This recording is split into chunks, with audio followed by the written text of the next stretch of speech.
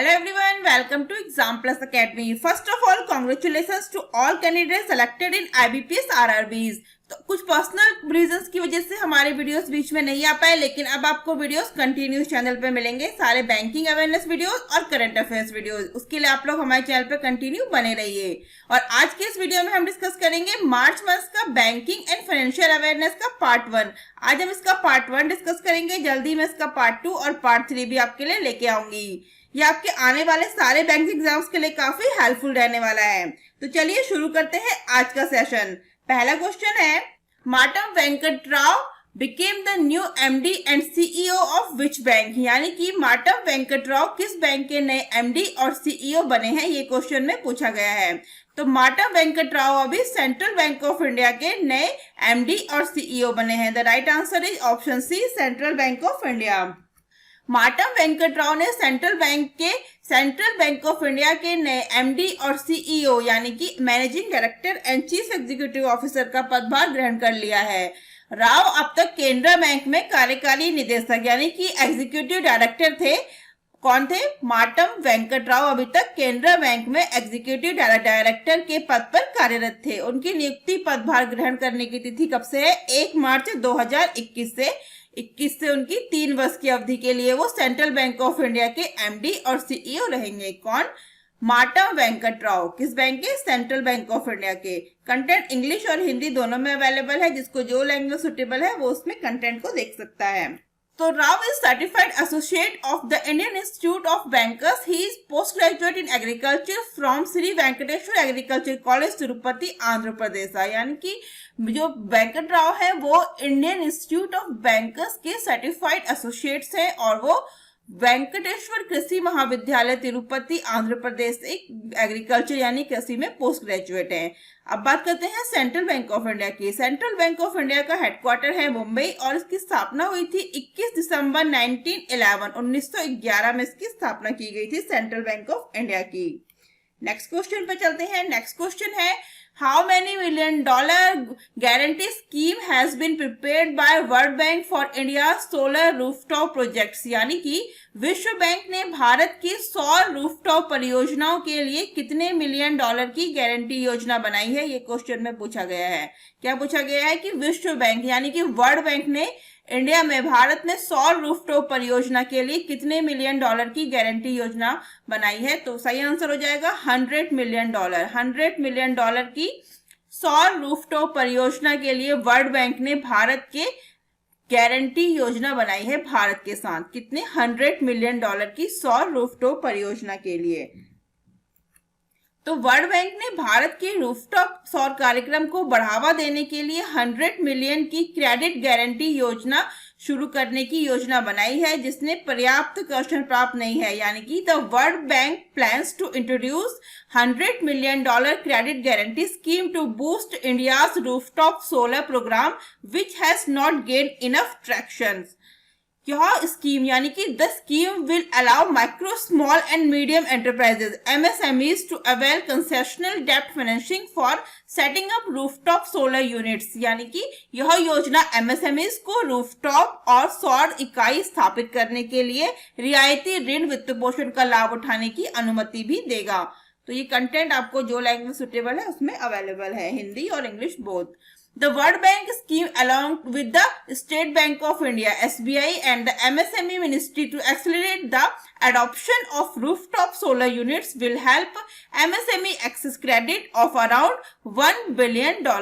यानी कि रूफटॉप सौर इकाइयों को अपनाने में तेजी लाने के लिए SBI भारतीय स्टेट बैंक और MSME मंत्रालय के साथ साथ विश्व बैंक की योजना MSME को लगभग $1 billion के ऋण का उपयोग करने में मदद करेगी।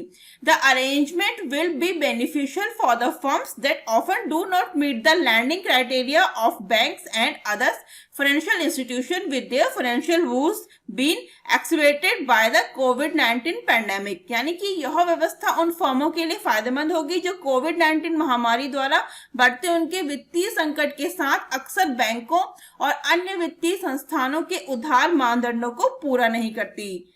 तो ये कंटेंट जिसको जो लैंग्वेज सुटेबल है वो पीडीएफ डाउनलोड करके या फिर वीडियो को पॉज करके इजीली पढ़ सकता है। बात करते हैं वर्ल्ड बैंक की। वर्ल्ड बैंक का हेडक्वार्टर है वॉशिंगटन डीसी यूएस में। इसकी स्थापना हुई थी जुलाई 1944 में और वर्ल्ड बैंक के प्रेसिडेंट हैं डेविड मलपास। नेक्स्ट क्वेश्चन है the first overseas fund has been launch by, यानी कि पहला ओवरसीज फंड किसके द्वारा लॉन्च किया गया है, ये क्वेश्चन में पूछा गया है। तो पहला ओवरसीज फंड किसके द्वारा लॉन्च किया गया है, एसबीआई म्यूचुअल फंड्स के द्वारा लॉन्च किया गया है। फर्स्ट ओवरसीज फंड, पहला overseas fund SBI mutual funds ने लॉन्च किया है। तो भारतीय स्टेट बैंक म्यूचुअल फंड ने 1 मार्च 2021 को अपनी पहली विदेशी पेशकश शुरू की है, यानी कि the state bank of India mutual funds has launched its first overseas offering on 1 March 2021। SBI international access का नाम US equity FOF mutual fund scheme ETF में निवेश करने वाली फंड स्कीम का एक ओपन एंडेड फंड है जो अमेरिकी बाजार में निवेश करता है जो विदेशों में अधिवासित है, यानी कि the fund title SBI international access US equity FOF is an open ended fund scheme investing in a mutual fund scheme ETFs that invest in US markets which are domiciled overseas। यह योजना आमतौर पर अवंडी fund US Pioneer fund में अपनी शुद्ध संपत्ति का 95 से 100% निवेश करेगी जो मुख्य रूप से अमेरिकी बाजार में निवेश करती है। The customers interested in this scheme are required to invest at least 5,000 rupees for the first time. However, for additional purchase, the minimum application amount rupees 1,000। यानी कि जो योजना में रुचि रखने वाले कस्टमर्स या ग्राहक हैं उनको पहली बार में कम से कम 5,000 रुपये का निवेश करना होगा। हालांकि अतिरिक्त खरीद के लिए न्यूनतम आवेदन राशि 1,000 रुपये है। इस फंड में निवेश के लिए कोई भी ऊपरी कैप नहीं है। एसबीआई की बात करते हैं तो एसबीआई के चेयरपर्सन है दिनेश कुमार खारा। हेडक्वार्टर है मुंबई। स्थापना हुई थी 1 जुलाई 1955 को। और एसबीआई म्यूचुअल फंड्स के एमडी और सीईओ कौन है, विनय टोन्स। विनय टोन्स है एसबीआई म्यूचुअल फंड्स के एमडी और सीईओ। नेक्स्ट क्वेश्चन है Who ranked first in Hurun's Global Rich List 2021, यानी कि हुरुन की ग्लोबल रिच लिस्ट 2021 में पहले स्थान पर कौन है। तो पहले स्थान पर कौन है, एलन मस्क। एलन मस्क जो है वो इस लिस्ट में पहले स्थान पर है। ये लिस्ट मैंने आपको इस पिक्चर में दी है, आप लोग देख सकते हैं। सभी की इसमें नंबर वाइज फर्स्ट नंबर पे है एलन मस्क, सेकंड पे है जेफ बेजोस। जेफ बेजोस जो है वो सेकंड पे है इसमें और एलन मस्क जो है वो फर्स्ट पे हैं। अदर आप लोग देख सकते हैं वीडियो को पॉज करके। तो हुरुन ग्लोबल रिच लिस्ट 2021 का 10वां संस्करण जारी किया गया है जिसमें 2,402 कंपनियों और 68 कंट्रीज के 3,228 अरबपति शामिल हैं। रिपोर्ट पर दर्शाया गया है कि कोविड-19 महामारी के बावजूद दुनिया ने 2020 में हर हफ्ते 8 अरबपति जोड़े और एक साल में 421। उनकी कुल संख्या रिकॉर्ड 3,288 तक हो गई है, यानी कि the 10th edition of Hurun global rich list 2021 was released which ranked 3,228 billionaires from 2,402 companies and 68 countries. The report showed that deposit the COVID-19 pandemic, the world added 8 billionaires every week in 2020 and 421 in a year, taking their total numbers to a record 3,288. Tesla अध्यक्ष जो है Elon Musk, किस company के हैं, ये Tesla के हैं। उन्होंने हुरुन ग्लोबल रिच लिस्ट में पहली बार शीर्ष स्थान प्राप्त किया है जो कि वर्ष 2020 के दौरान बड़े पैमाने पर $151 बिलियन जोड़ने के बाद उनकी कुल संपत्ति $197 बिलियन हो गई है, यानी कि the Tesla chief Elon Musk bagged the top spot of the Hurun global rich list for the first time after adding a massive $151 billion during the year 2020 to take his net worth to $197 billion. Asia के सबसे अमीर व्यक्ति और Reliance industry के chairman Mukesh Ambani Hurun global rich list 2021 में 8वें स्थान पर हैं। कौन से पे हैं, मुकेश अंबानी 8वें स्थान पर है। मुकेश अंबानी की कुल संपत्ति 24% बढ़कर $83 अरब यानी कि 6.09 लाख करोड़ रुपए अप्रॉक्स हो गई है। Asia's richest person in Reliance Industry Chairman Mukesh Ambani is ranked 8th of the Hurun Global Risk List 2021. The total wealth of Ambani surged by 24% to $83 billion, approx 6.09 lakh crore rupees. अगर बात करते हैं Hurun report chairman as chief research कौन है? Rupert Hoogewerf. कौन है? Rupert Hoogewerf. और Hurun report headquarters कहाँ पे है? शंघाई चाइना में। और इसकी एमडी ऑफ चीफ रिसर्चर है अनस रहमान। और हुरून इंडिया का हेडक्वार्टर कहाँ पे है? मुंबई महाराष्ट्र में। हुरून इंडिया का हेडक्वार्टर है मुंबई महाराष्ट्र में और हुरून रिपोर्ट का हेडक्वार्टर कहाँ पे है? शंघाई चाइना में। नेक्स्ट क्वेश्चन है Namma Chennai smart card has been launched by which bank? यानी कि नम्मा चेन्नई स्मार्ट कार्ड किस बैंक के द्वारा लॉन्च किया गया है? तो किस बैंक के द्वारा लॉन्च किया गया है? आईसीआईसी बैंक के द्वारा। ICIC bank is the right answer. तो Namma Chennai smart card launch किया है आईसीआईसी बैंक ने।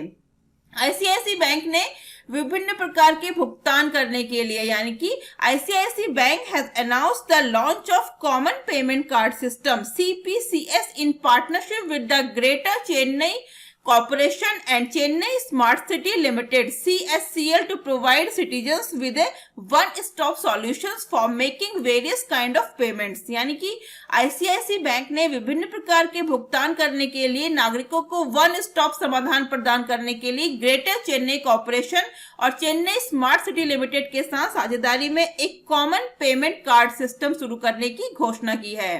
किसने की है? आईसीआईसी बैंक ने। तो इंपॉर्टेंट है कि नम्मा चेन्नई स्मार्ट कार्ड किस बैंक के द्वारा लॉन्च किया गया है? ये लॉन्च किया गया है आईसीआईसी बैंक के द्वारा।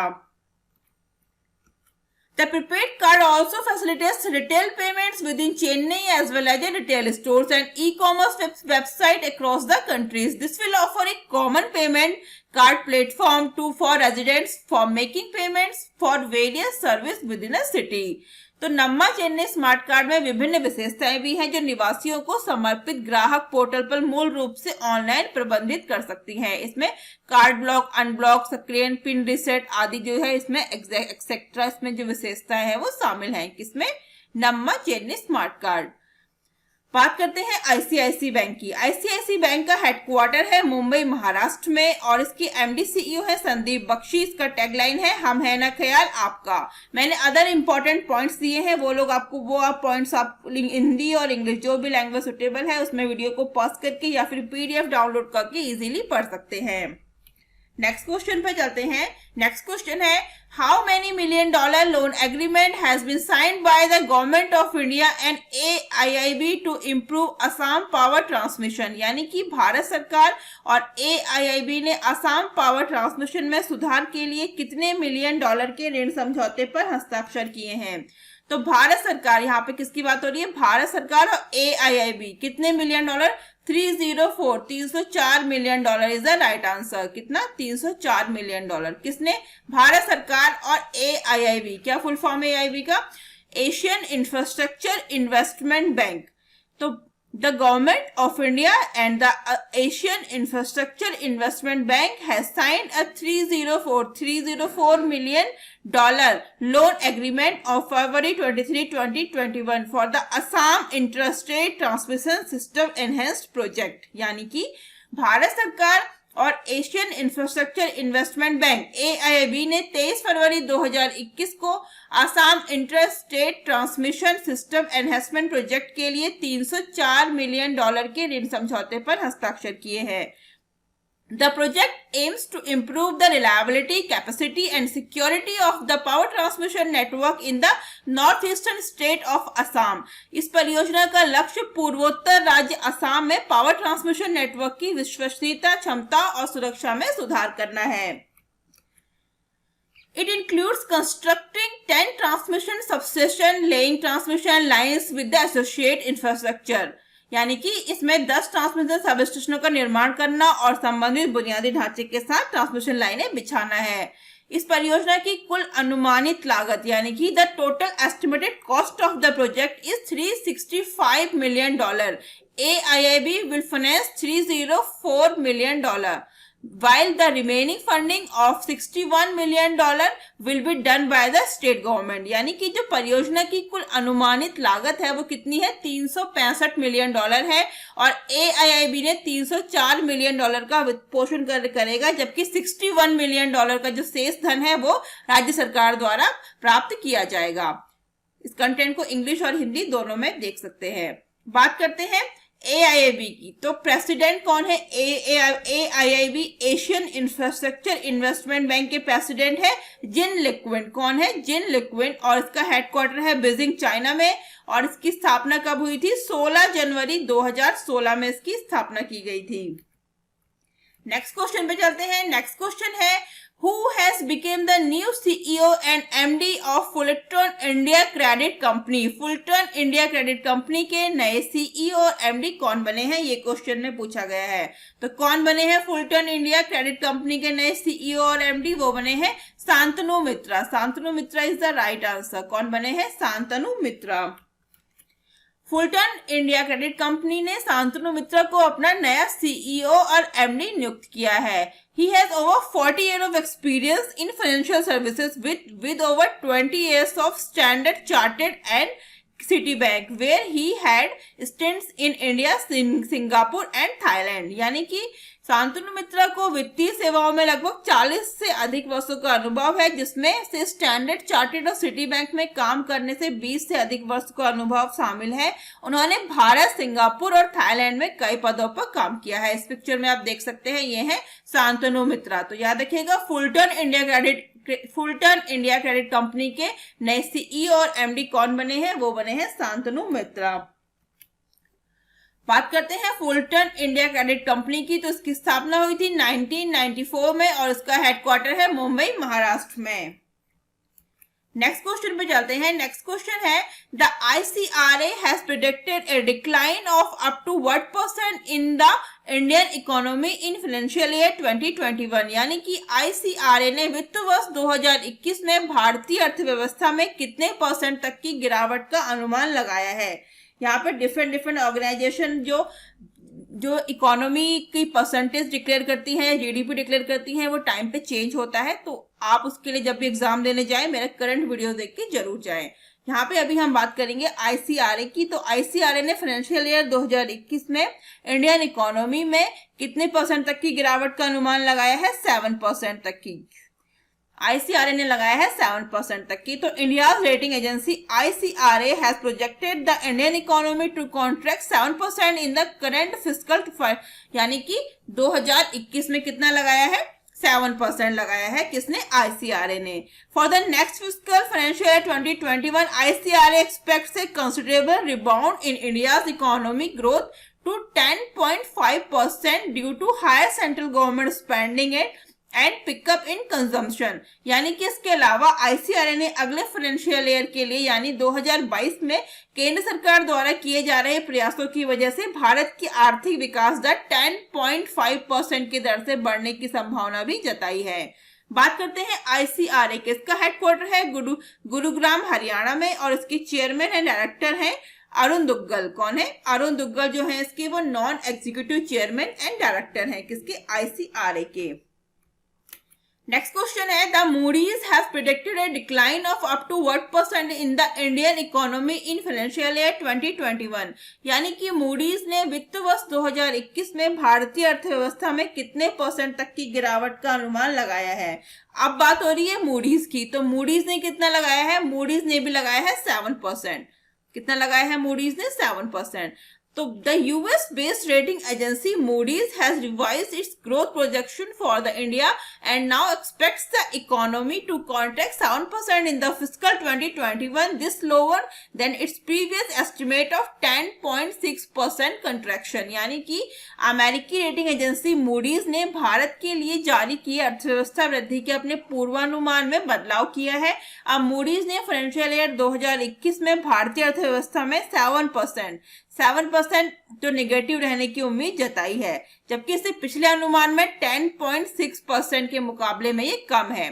तो याद रखिएगा मूडीज ने भी और ICRA ने भी दोनों ने फाइनेंशियल ईयर 2021 में 7% बताया है भारतीय अर्थव्यवस्था इंडियन इकोनॉमी में गिरावट का अनुमान जो लगाया है। For the next financial year 2022, beginning April 1, Moody's has projected the economy to grow 13.7% as compared to 10.8% estimated earlier। बात करते हैं मूडीज की। तो मूडीज का हेडक्वार्टर है न्यूयॉर्क, US में और मूडीज की प्रेसिडेंट एंड CEO कौन है? Raymond W McDaniel Jr। कौन है? Raymond W McDaniel. किसके हैं? मूडीज के प्रेसिडेंट एंड सीईओ हैं। नेक्स्ट पे चलते हैं। नेक्स्ट है the NSO has predicted a decline of up to what % in Indian economy in the year 2021। NSO ने साल 2020-21 में भारतीय अर्थव्यवस्था में कितने % तक की गिरावट का अनुमान जताया है? एनएसओ की बात हो रही है, तो एनएसओ का फुल फॉर्म है नेशनल स्टैटिस्टिकल ऑफिस। क्या है? National statistical office. और किसने कितना बताया है? 8%। 8% नेगेटिव रहने का अनुमान जताया है। किसने? एनएसओ ने। The GDP growth of India during 2021 is estimated to contract 8% as per the second advance estimates project by the NSO National Statistical Office। यानी कि NSO द्वारा जारी किए गए दूसरे एडवांस अनुमानों के अनुसार वर्ष 2020-21 में भारत की जीडीपी विकास दर 8% नेगेटिव रहने की संभावना है। तो याद रखिएगा, ICRA और मूडीज के अकॉर्डिंग है 7% और NSO के अकॉर्डिंग है 8% नेगेटिव।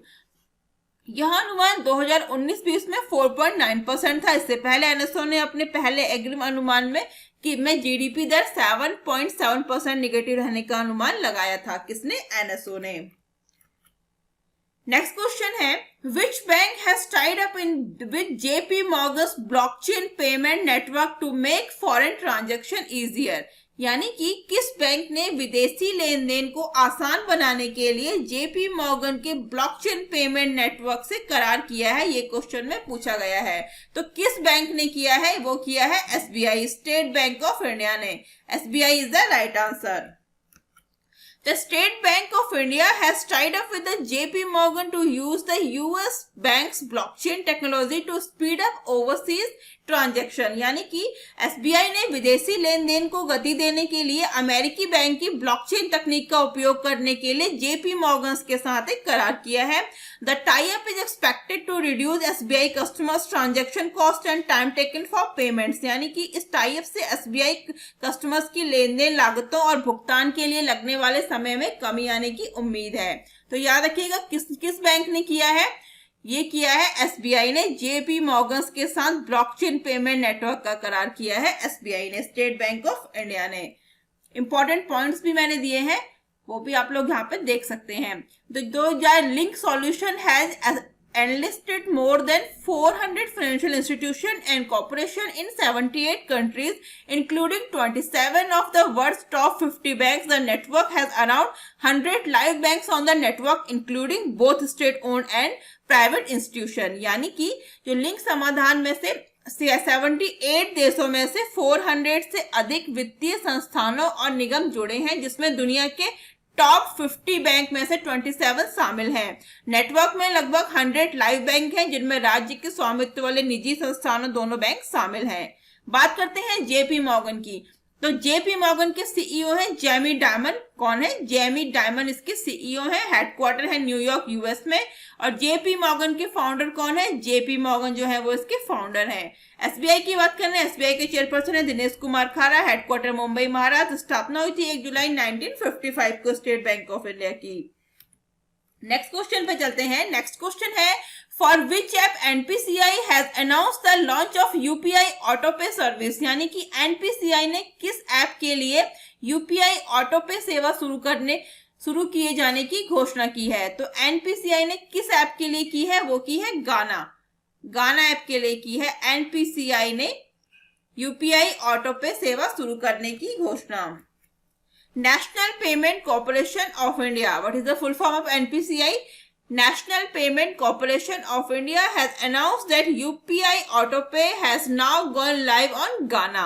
गाना ने यूपीआई ऑटोपे के साथ जुड़ने से इसे यूपीआई पर अभिनव ई मैंडेट सुविधा को शुरू करने वाली मीडिया और मनोरंजन उद्योग की पहली ऐप बना दिया है। यानी कि its integration with UPI autopay has made Gaana the first player in the media and entertainment industry to roll out the innovative e mandate features on UPI.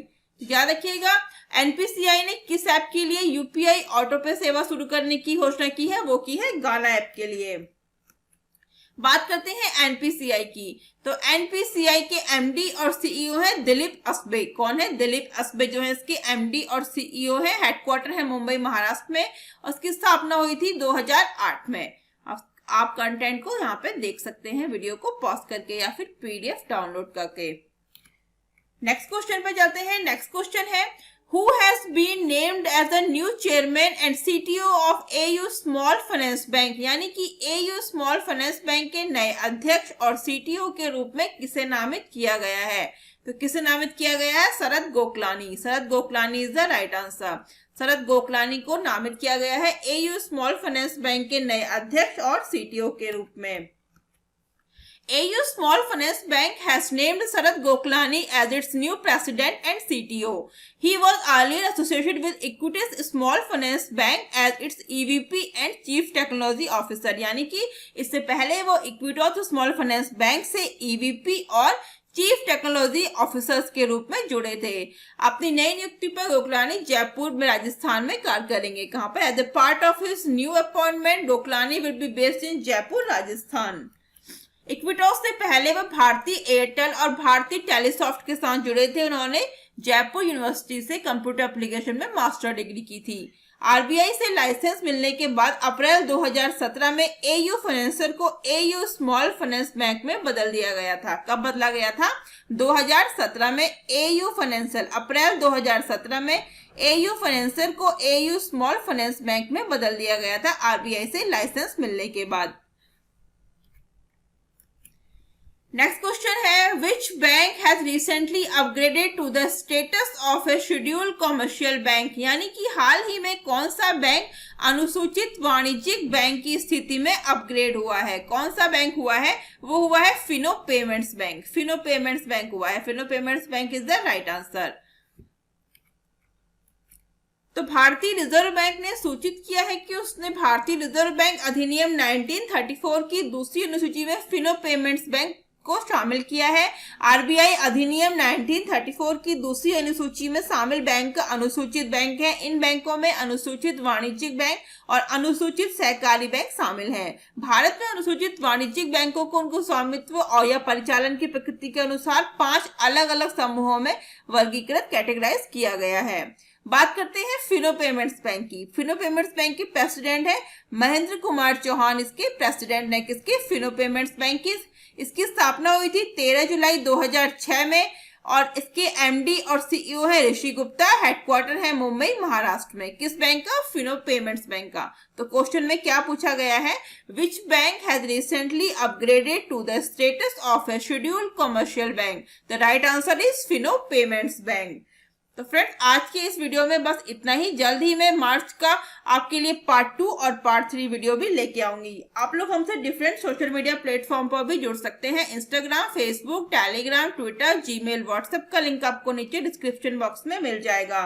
अगर आपने वीडियो को लाइक नहीं किया है तो लाइक करें, वीडियो को ज्यादा से ज्यादा शेयर करें और हमारे चैनल को सब्सक्राइब करके बेल आइकन दबाना बिल्कुल ना भूलें। तो आज के लिए बस इतना ही। जल्दी मिलते हैं हमारे नेक्स्ट वीडियो में। Thank you. Thanks for watching.